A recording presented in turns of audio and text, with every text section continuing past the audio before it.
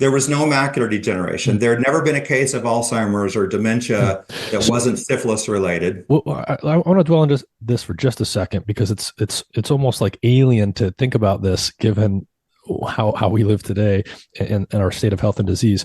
When you say in 1900 there was like virtually no coronary heart disease, um, people, you're saying that adults were basically not having heart attacks and things like this. They weren't. That's exactly right. Nowhere in the world. There was eight. There's either 8 or 9 papers, I think it was, in the entire 19th century, 1800 to 1900, on coronary heart disease. There was only 2 of those were on thrombotic coronary heart disease, which is the equivalent of a heart attack.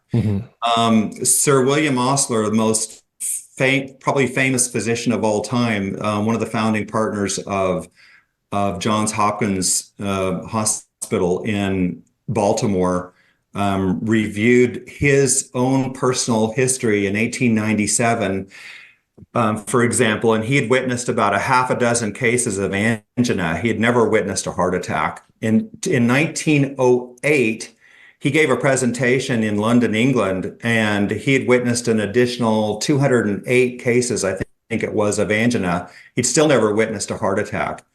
In Wow.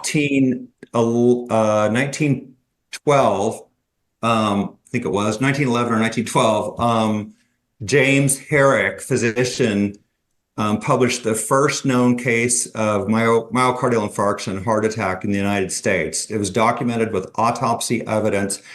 Nobody even took it seriously for until about 1922, because they didn't know what heart attacks were. They didn't know what coronary heart disease was. Yeah, that's just Again, wild. I mean, That's just wild to think about living at a time where like no one would have even known what a heart attack was.